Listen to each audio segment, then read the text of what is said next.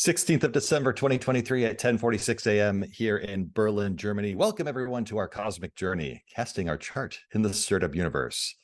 Designer Jake here with software engineer Trey on hand as always. Hello, Trey. Hello, Jake. It's been an exciting week here in the household because we had a lot of German administration to do. Which is always exciting. It's always exciting, which is the thing about German administration is that it's very stressful because you have to speak German.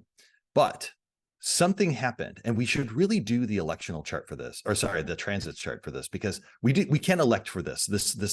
We applied for this appointment in November. It was given to us in December, and it's like 14th of it, like literally the German government says 2 months out, month and a half out, 14th of December, 2023 at 2 p.m. sit in this room and wait for this number to come up on the monitor. Yeah. And once that number comes up, you walk into a room. So you can't elect for it at all.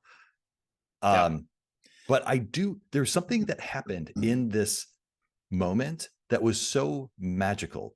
There were actually kind of two things that were really magical. The first thing that was really magical was the person that we're talking to, the kind of government official, after a brief amount of time, decided to switch to English, which I have never had ever in a German administration meeting.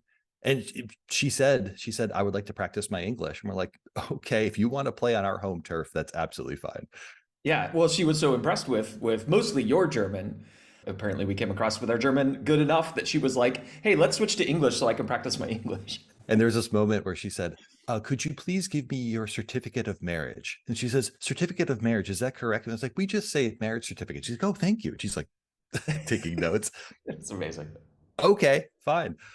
Loved it. So it was an exciting week. We also got to see Christmas markets, which, by the way, if you've never been to a Christmas market in Germany, I would highly recommend it. It is the best.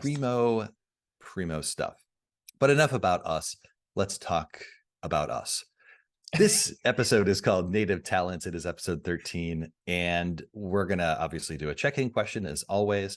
We want to show some progress this week that was really around. So what does the term native talents mean? Well, we were really exploring what the native looks like in the system, and that native has life events, and these things are not necessarily well connected in traditional astrology software, like traditional professional astrology software today. And because we see this as so powerful, and there's a inextricable link between the chart and the native and their life events, why not start there? And it's also a nice way to kind of like carve off a piece so that we could try out our new process. And we're going to talk a little bit about like what the results of that were and how the process went for us, which is where we're going with Back to the Future specs. Really, that's around data modeling. It won't be too boring, I promise you. And then we'll talk about like, well, okay, y'all are thinking about life events and the native or, people in the system, but like, what about charts? And we want to talk a little bit about like what charts are and why we're more than just charts. Yeah, let's do it. Yeah. All right. My check-in question. Are you prepared? As prepared as I'm probably ever going to be. Okay. I think it's going to be a good one. You tell me. Okay. Which color best captures your enthusiasm and drive, and why? Your drive. Because like you probably have a color that is kind of like your normal color, but then there's probably like a color that's like super up, Trey. Okay, and there's two reasons for this. So, okay, it's a rich yellow, like a color in between yellow and orange, basically. And there's two reasons for this. One is that it's a very solar sort of color, right? So it's very like, okay, I'm doing my thing, I'm shining my light, I'm like, projecting, whatever. But it's also the color of like ultra rares, or like like in Magic the Gathering, like if you have like a God, I can't even remember what they're called anymore, but like you've got like really, really rare cards. They'll have this like really amazing like gold orange kind of, I love that kind of color. It looks rich. It's rich. Yeah. Like you own everything with this color. You own everything within your enthusiasm and your drive. Yeah, yeah. So I don't know what that color. Do you know what like what would that color be called? That's like in Well, between I blue and mean, orange and like this is a great time to now do a Google search. So yellow, what you said it was like a rich yellow between yellow and orange. rich yellow between I mean, yellow. ChatGPT is gonna know. I'm actually going to ask Google, Oh, okay. Weird. which is weird. That's I very weird. understand that. Who But Googles these days? let's just take a look at the color palette here. Here, let's share my screen. I love how much time we spend with the check-in question. I'm sure that I mean, who knows? Who knows what a Oh number yeah, look loves? at these colors. Oh my Yeah. God, I'm living for it. Which one is like here? Let's take a look at this Either the scale. one second from the right or the one all the way on the right. I think it's the one all the way on the right on that This actually. one, this one with the What? flower. No, no, no, the one you were just on. Oh, I'm sorry. This one. Yeah. So you're really looking for an FFCE00, otherwise known as in the RGB color space as 255.206.0. No, no, no, no, no. I No. think FF7400. Oh, this one. Yeah, yeah. It's like a rich color. Yeah. You know, the thing that's missing from this, much like the thing that's missing from all solid colors, is a gradient. And I would expect a gradient here to allow for. This is a gradient. It's just a very pixelated gradient. No, I'm talking about just this. Yes. Yes, this literally does gradiate colors. You're absolutely correct. You make an excellent point. Really large pixels. For me, I always thought of myself as like a kind of red, kind of mercurial type of like drive kind of thing. But the more I've gone into like life, I have found solace and comfort in my drive and ambition. And so it's more calming for me than it is like mercurial and like dry, like that kind of driving. So for me, it's probably somewhere between blue and purple because I really feel like it's just it when I'm doing that, when I have like enthusiasm and drive, I feel like my best self. And when I don't have enthusiasm and drive, I feel like a foreigner. I love that. I love that. Thanks. Are you now doing Google searches? Yeah, I am because what I want to see is like, okay, would you say that this blue is the between blue and purple that you would? How do I share my screen again? Oh, look at you using a better color wheel than me. This blue? Yeah, actually, and it's complementary, huh? It's It's the within exact opposite side of the.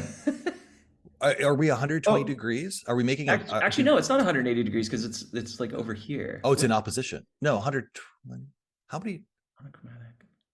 Why can't we put this in a chart? Why can't this be a trine? It's a trine for sure. No, no, no. This is wrong. Oh, it went from that. Okay, what was it again? One more time. Oh boy. Yours is FF7400.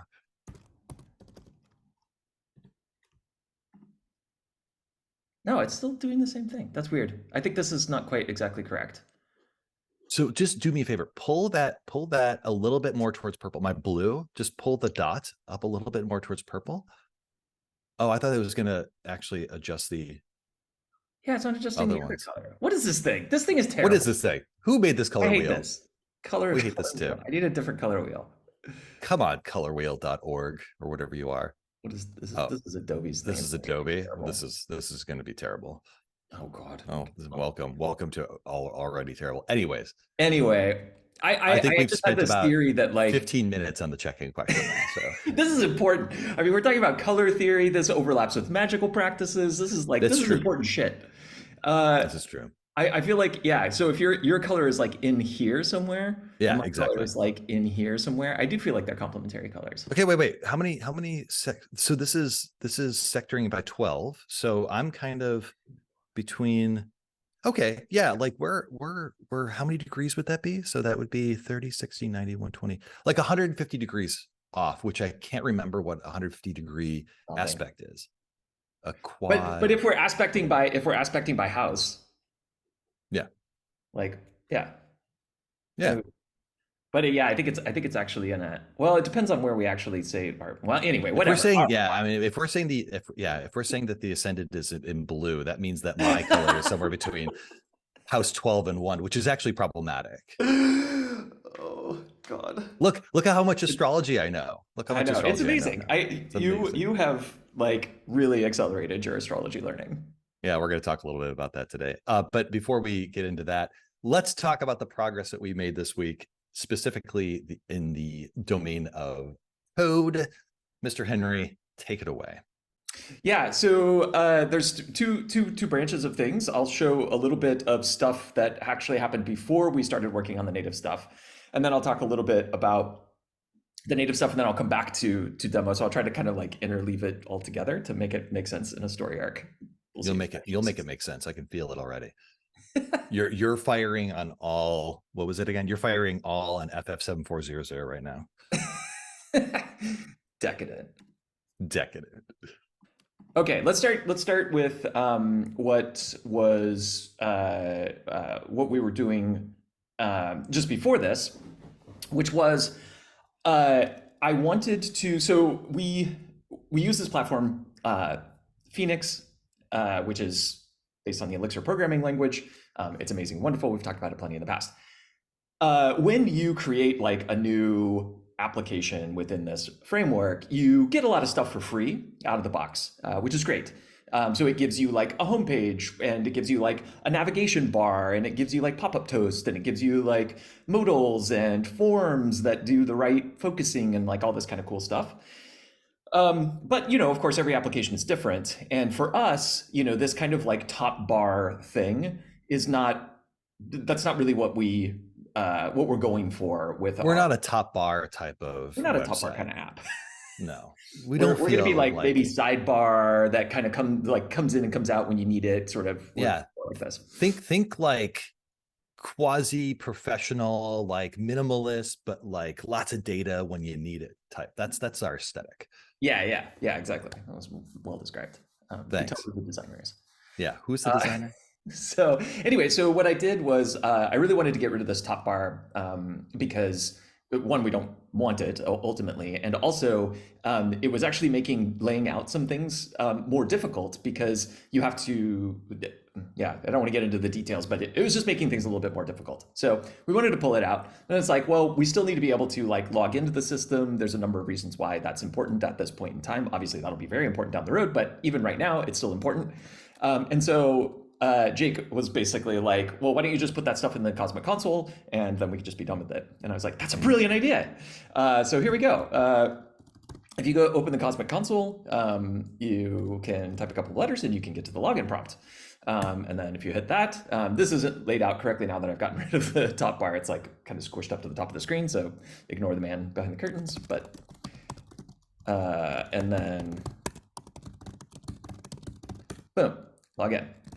It also doesn't take you back to, there's a separate ticket for that. So yeah, so here we're logged in. I just put this little like badge in the upper left-hand corner to basically give an indication that you're logged in. This is not, this is a placeholder. It's literally just for development so that you know that you're logged in because there's no indication that you are. And then, so yeah, so now I am logged in. And then I can also, if I type that same thing, and so there's a couple of kind of cool things that are happening here. One is that the Cosmic Console is context aware, so it knows that if you're signed in, that you would not need to sign in again. You would want to sign out, etc. There's another kind of subtle thing here, which is that when we're talking about like let's say move ahead an hour, move back an hour, right? That updates the chart. That's all happening in as above.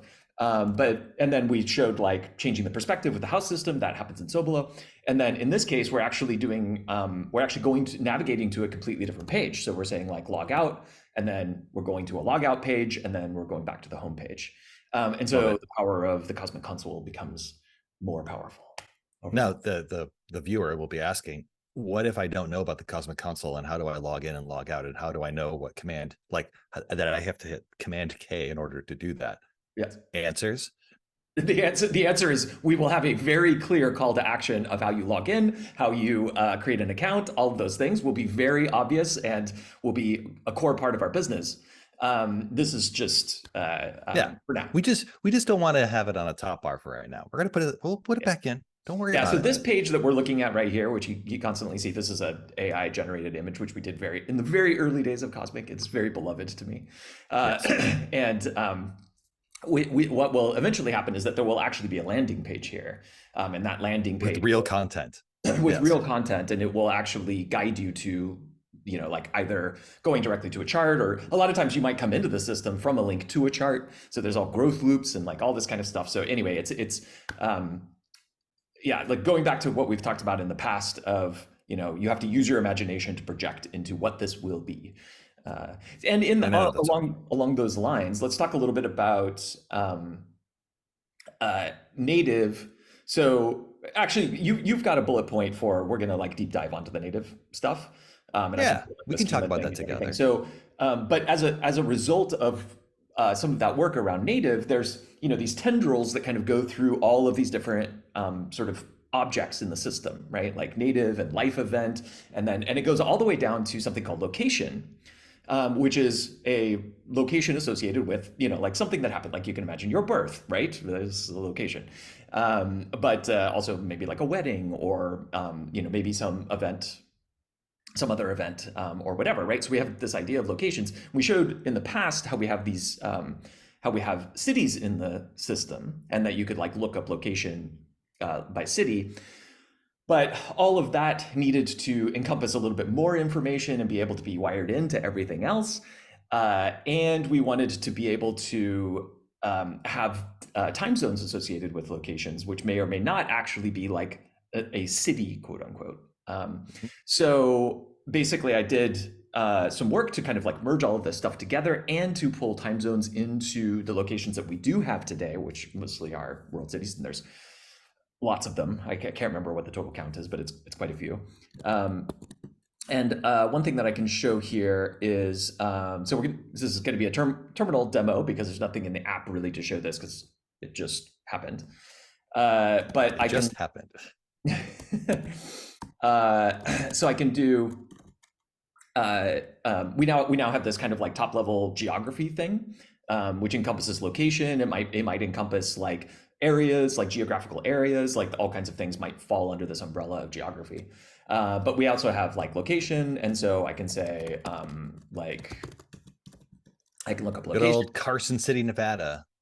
Yeah, and the cool thing here is that you can see that the time zone is associated with it already. So it just comes with the time zone. So we don't have to do anything extra to look up the time zone by location. We can't do that, but this just makes it a little bit faster. Can we do a search? Sorry to interrupt. Can we do a search for another location, please? If this is harkening back to episode 1, which you can see right here, we need to look up Uberlandia, Brazil, our favorite. There she is. In the Sao Paulo time zone. Latitude and longitude in the system are a type of real number. So they have, they're floats actually, which, gives you like decimal place, so that you can, you have an integer and a remainder in the number. And it's a specific kind of number. And the way that I was converting from strings into these numbers, there was an issue there. And then when I pulled in the data for the cities, which we had before, but now it has the time zone data, it was crashing because some of the numbers there's actually, I can't easily do a lookup here. I could bring up anyway, it doesn't matter. There are whole number latitude and longitudes, which normally you would represent, like 12 was one of them. So I think it was like a latitude of 12.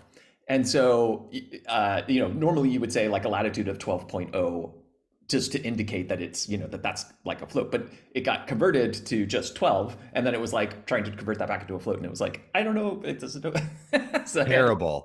Do something slightly different. Anyway, whatever. It was just kind of a cute little story. I like it. I think that's it for like. It's a very nerdy little story. Yeah. I mean, I think we're going to keep talking. You and I are going to keep talking, because what we've been doing now is what sounds very unsexy, which is called data modeling. But if you remember from episode 5, which was clearing the spike trap, you can see it right here. In this episode, we had talked about how relationships make great software, and it's not necessarily just interaction or just UI, but it's how objects in the system relate to one another that makes software feel intuitive and nice and connected. Yeah. So in that, we had talked a little bit about this earlier. The idea of a chart is inextricably, for a native, for like a natal chart, is inextricably connected to the native, and the native is inextricably connected to life events that define their life. And the idea that One of the most important being the birth. the birth, which is a required life event, as it turns out. Death is not a required life event, thank God. Yes. So we have the chart. The chart has one native. The native has many life events. And what we're showing here is how does the data model, basically, how does the user, or the member, as we call them, kind of interact with the data model? So we do data modeling purely from a user-centered point of view, which is weird because I've never worked like this before, where we thought about the data model in terms of the user. And certainly I've never worked in a way where I did that through what is essentially a specification document. I have not written a specification document since probably 2004 when I worked at Microsoft, because it was a very old school way of defining software. And we moved on from that. And we said, like, no, we shouldn't do specification documents. We should do experiences. Experiences are where things need to, things need to live. And experiences usually are UI. Then you sketch UI all the way out. Yeah, they're user flows. So you would have user like flows. steps on a user journey, basically. The problem with doing user flows, especially early on in a product, is that you can miss those relationships and miss those connections that actually make software great and make it intuitive. You're making a bunch of assumptions when you do that, when you do Correct. those. Yeah, that you don't realize you're making, and you're actually cutting off. Yeah, and actually we can, before I go into the spec document, like I can go into not a rant, but a little bit of just like a commentary on this. So traditional astrology software obviously made choices that then required them to staple things on top of it to kind of put assumptions on top of assumptions. So for example, as far as I can tell, all professional astrology software was geared towards purely and only making a chart, almost exclusively for the purposes of natal astrology. And then somebody said, you know what would be great is if you could take the software package and now do electional astrology on it. And so what they said was like, okay, well, because we've done natal astrology, we'll just put on top of the chart the ability to move time. And that's fine. That's a fine interaction, but it doesn't get you the end point. Like it doesn't, how do I want to say this? There's a workflow for election finding. Right. And that workflow for election finding starts with going to an ephemeris. An ephemeris is like, because you need to find the periods of time that make sense. And so you starting with a chart, which is just one time, is actually very prohibitive to doing electional astrology if you think about it. Now, if I ask professional astrologers, they'll say, no, I can absolutely do electional astrology within the software programs. But wait until they see how they can do electional astrology with cosmic. And then they're going to say, I had no idea. Well, yeah, but I mean, a lot of electional astrologers today they will actually start with they will start with an ephemeris. Correct. They won't go to the software like right away, like or if they have, if they're using a digital ephemeris, then they'll start with the ephemeris so that they can say like, okay, there's a range of stuff here, and then like within that range, there's kind of like, okay, like I have to kind of block all of this out because like something bad is happening here, like something is retrograde, I don't want it to be, whatever, and then like, and so you're getting this kind of like high level overview from the ephemeris, and then once you narrow it in, then you can kind of start looking at charts and then kind of like teasing out the details. And it's that flow of like going from the big open funnel down to the like getting towards the actual election. There's a whole workflow there, And the software only comes in kind of like at the last part today. And Correct. we're going to provide an We're experience going for to that integrate entire it. Right, because we realize that the only software that honors relationships and has strong connections between these relationships, that also honors the workflow of professional astrologers, will be good software, right? And we're only going to make good software. Yeah. That was a little bit of a tangent. I was planning on talking about that later, but you know what? We go with the flow. So this is the specification document for the native. Because it's a spec, it doesn't mean it doesn't have to be pretty. And so I have, of course, a archetypical image at the top of all of my specs that show me what this is. We describe what the native is. We go into further definition. We talk about what is called like perceptual competitors. So these are folks that are not competitors to cosmic, but have really good manifestations of the objects outside of astrology that we want to bring in. And so ancestry.com is all about people and the connections of people to other people and their connections to life events. So why wouldn't you go to ancestry.com, take a look at how they do things, and you can start seeing, this is my grandma, God bless her, she's up in heaven smiling down. The family story, by the way, is that grandma prayed for communism to end. So big thanks to Helen Zukowski for ending communism. Really appreciate it. It's not in her her life event. We need to put that in there. She prayed for communism to end. That's okay. We'll get that. Yeah, but that was like her whole life. I mean, we don't have life events that keep going. But anyways, she prayed for the end of communism. Good for her. So we take this all in to say, like, this is the way in which, at least in the ancestry.com, this is related. It helps us to understand like how we might want to do those relationships in astrology with a different purpose in mind. We talk about lists of things, we want to be very inclusive with our language. So there are many different ways that you can talk about a group of natives. So the generic term is people. If they're all prominent, they're celebrities. We would say the word women, men. If the gender is diverse, we would say people. Mixes of genders, we'll go back to people. That's important. You want to get your language right. Talk about the purpose, talk about the success criteria, but really what we were talking about is the connection and the relationships. And so here, anything that's yellow is what's called core content. That is stuff that's unique to that native. So for example, everyone has a unique name. But anything that's blue is connection to other objects. And this is where this thing comes in very handy, because you can start saying like, there are many life events, the most important life events, a birth date. We go into detail around like what a birth date means. Sometimes birth dates are contested.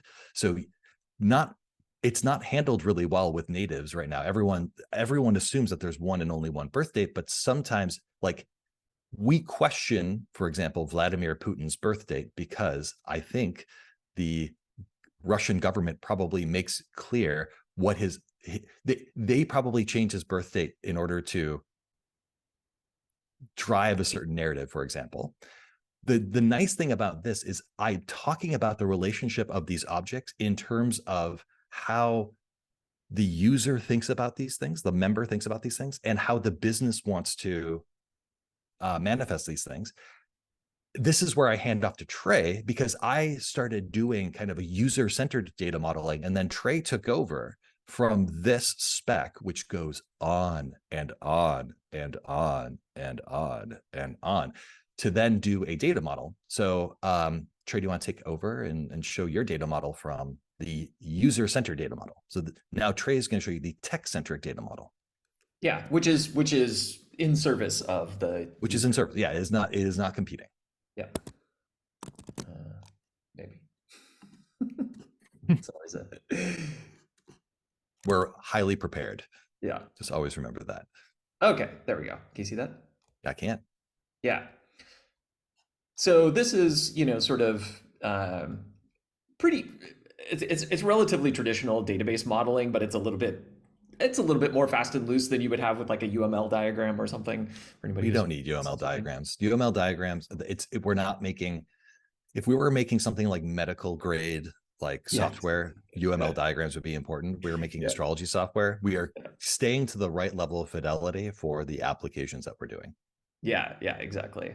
So this breaks down, sort of we have native kind of, it's not exactly in the center, but it is kind of the center point or the centerpiece of this particular diagram.